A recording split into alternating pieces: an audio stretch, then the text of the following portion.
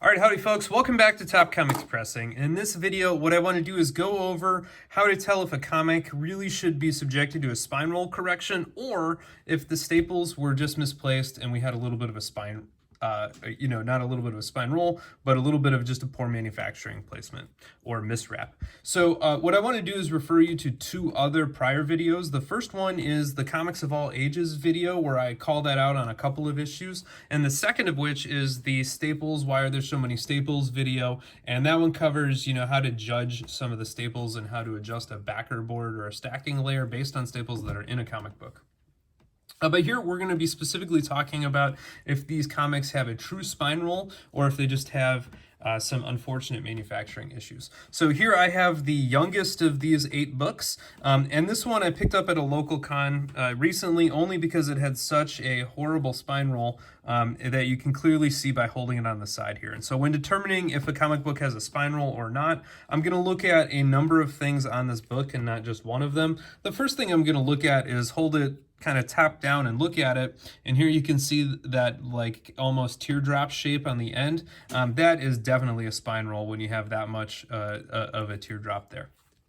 The other indications are going to be if you see any creasing along the spine in a vertical manner. This one has some, but it's kind of tucked under that loop. But if you look, there is some. The second thing to look for, the third thing to look for is if the staples are facing up at you or on the side. So in a perfect condition 9/8 comic book, such as this X-Men #1 here from the Jim Lee run, those staples are pointed pretty much straight out. At the side. In this book, though, the staples are pointed straight up at you, and you can see them both when looking very clearly straight down at the comic book. And the fourth thing is actually going to be to flip it on over and look to see how much of the inner wraps are exposed. Now, on old books, especially from the 60s or Golden Age books or older than that, it's not uncommon to have some inner wrap shining through, but in this case, you can see that it's quite a bit. It's 2/3 of the width of my finger-ish as I rested on there. And so this one is going to be case in point, a comic book with a really gnarly spine roll that we could correct. And I'm going to make that the topic of another video, not because this is a valuable book, but just because I want to show you how I do it. All right, I'm just going to gently slide these into a pile here and move them on over. And this will be our pile of spine rolls to fix.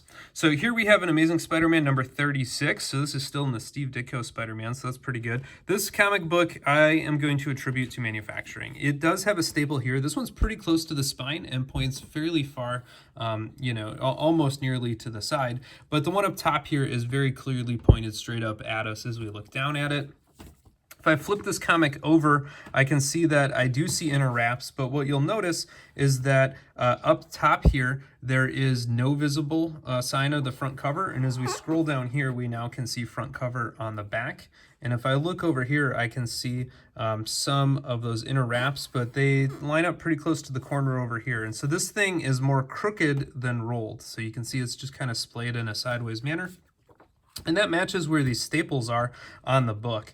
And so to me, this one looks like it was manufactured and just stapled crooked, and it didn't have a true spine roll. And you can see that because there isn't large horizontal creases. I mean, there's some here, but presumably that was from somebody back in the day opening up around that staple. If we look down here, we don't see large vertical creases around the spine. There's somewhere there, but it's not enough to make me believe it's a true spine roll. And if I hold this kind of gently on its side, you can see that while we do have that teardrop is pretty symmetric about the middle of the book. It's not necessarily rolled forward like this Flash one is here. So this one clearly has more coming at me than going back.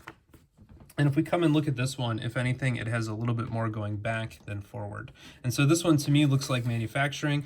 It could be possible to flatten this one out and adjust that crookedness, but on a book like this, I probably would not do it, only because it's pretty minor. So even though some people want to be perfectionists with the comic books, this is very, very small in width compared to this, which is, probably 4 or 5 times that distance, and it's a 0 down here. So while this Flash one to me is going to be a clear spine roll to fix, this Amazing Spider-Man I'm going to put on my do not fix pile. Moving forward here to Amazing Spider-Man 34, getting close to the start of the Ramita run here. So these are both late Ditkos. You can see that that staple is, pretty close to the spine. That's not bad. And you'll also notice it has some pretty big tears that are pretty obvious right on there. If we look at this one is pointing straight up at us, and that gap between there and the edge is quite a bit more severe.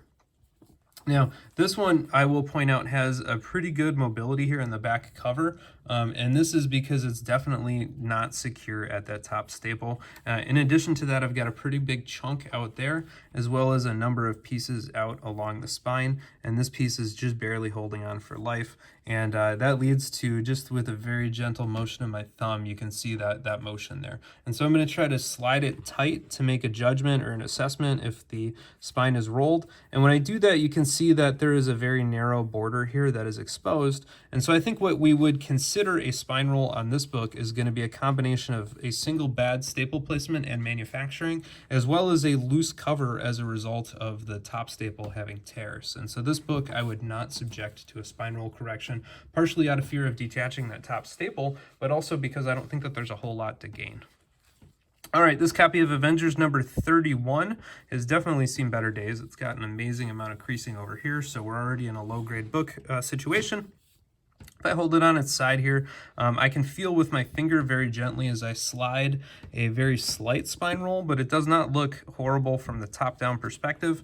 If we look, we do have that staple pointing up, this staple pointing up, and you'll notice also that those staples are smack on that black or the colored and white border. That's different than if we looked back at this Amazing Spider-Man number 34 here for a second. You can see that this staple is very clearly on what was intended to be the front cover, whereas over here both of these staples are right where the border between the front and the back cover should be, and that gives us a pretty good indication that this is likely a true spine roll. Also right here you can see all of that creasing right down there, and so this to me looks like somebody pressed this comic book without fixing the spine roll. And that tells me why we don't have that loop up top, that teardrop. Also, if I flip it over, that is quite the border there. And again, if we compare that border to this earlier Amazing Spider-Man, it is probably, again, 4 times as fat. And so this one on the bottom here, the Avengers issue, is quite large. And so that one, I think, is going to be an excellent candidate for a spine roll fix. We got the staples right on the line where we want them to be. We have evidence of creasing on that cover. We have the inner wraps exposed on the back. And so this thing has all the hallmarks of a spine roll that needs to be fixed. Moving forward here to the Fantastic Four number 104. Huge fan of Magneto, so this one's a pretty epic cover. To me, it just screams the 70s with the two people in the glass cages there behind Magneto on the sides. But looking at this one, it also screams to me that this was a pretty horrible manufacturing miswrap. So I can see down here at the bottom corner that is pretty tight of the white border to the black. But if I, scroll up to the top here now, I have a pretty epic gap between where the color starts on that Fantastic Four box and where the paper is folded. And so I think these staple placements are really manufacturing from a miswrap. And we can confirm that on the back here, because if we look at the inner wraps, we can see down here, it's a very small margin and it matches very closely to the margin up top. And so because these have the same margin and because this border is clearly wider at the top than it is at the bottom, that tells us it's miswrapped. And we have additional evidence for that here with this black border that starts. That was intended to be cut off when it lined up, but unfortunately, because the book was miswrapped, that little bit of a black edge stayed on there when it was cut originally. And so this one to me is all manufacturing. There's no spine roll here to correct, and so that one's going to go in the simple clean and press pile. Same thing I think is going to be true here with this copy of Avengers 95. So again, if I look here, I have a reasonable white border at the top. That shrinks a little bit at the bottom. What's a little bit unfortunate about this book is you can see that those inner wraps are actually exposed on the bottom, and that overlaps with, if you open it up, you can see that the cover is exposed on the top. And so this thing was misstapled vertically as well as horizontally when it went through. In addition to that, these staples look like they have an extreme amount of damage. there, and you can see that this one's already starting to tear. And so this one, even if it had what I would consider a true spine roll, which I don't think it does, and again, you can see while you do see the inner wraps here, it's not a very wide border. That's pretty tight at top and it's pretty tight at the bottom. And so this one I think is not going to be a good candidate for a spine roll, not only because I think it's actually manufacturing, not a spine roll, but also because these staples, I'm not so sure that they would survive the process. And so that one's just going to go in the clean and press pile. Moving forward here to a Fantastic Four number 93. This one, if I hold it and feel it, you can very clearly again see that teardrop top down, and that one, you know, is a pretty good indication right off the bat. Just by moving my thumb kind of from the book to the corner, I can feel that ridge and that line. Again, if we look at where the staples are placed, we can see that this one again is on that border between the color and the white, and the same is going to be true for the bottom staple. It's nice and on that border, and so those with the creasing here, which you can very clearly see around here, especially right by the Fantastic Four box when we get into a little bit more color, but you can see the line all the way down there. That tells me it was probably a spine roll, and if we flip it on over again, we can see quite dramatically that there is a very large border of inner wraps showing. It's not just a little bit, it's pretty broad.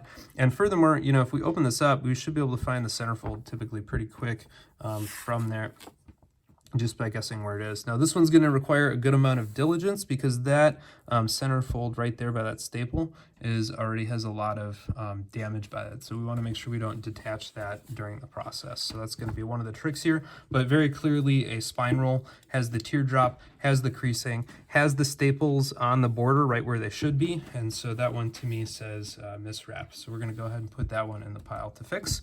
The last one here is the Amazing Spider-Man number 17, very early ASM, very early Green Goblin appearance, and of course the Fantastic Four is thrown in there just to make it, I'm sorry, the Human Torch just to make it even more fun. This one, you know, I think is also going to be a true spine roll. So again, we have a staple right on that border between the color and the white, staple right between the color and the white. If I hold it this way, this one doesn't have as much of a teardrop, but it does still have a teardrop, and if I gently slide my finger across there, I can feel that the pages are curled up and around that lip. And if I flip it on over again, I can see that it's not just a little bit of a border. So if I contrast that with this Avengers one from earlier, you can see that it is, you know, probably 3 if not 4-fold wider of a border of the inner wraps there than that Avengers. And so in addition to a heck of a dry clean that this one needs, I actually might just make this one a project book and see if we can clean it up here in another video. But this one definitely I think does have a true spine roll that needs to be corrected and touched up. All right, so here we go. We had 8 books. We've got 4 of them to do spine roll corrections on, again, matching where the staples placement is relative to where we want them to be, looking on the back for those exposed inner wraps, checking for the teardrop shape that's on top of there. And then we have a bunch of these that I think would either suffer more damage or clearly have staples that were placed on the front cover, not on the side to begin with, or have really bad miswraps, or have other issues associated with them. And so I think we've got 4 to do some spine roll corrections on and 4 to not do spine roll corrections on. And so hopefully you found this useful. Please go ahead and give it a like, and please subscribe to the channel. If you have questions on this, shoot me a message, and you can always reach me on Facebook or Instagram. Thank you for your attention.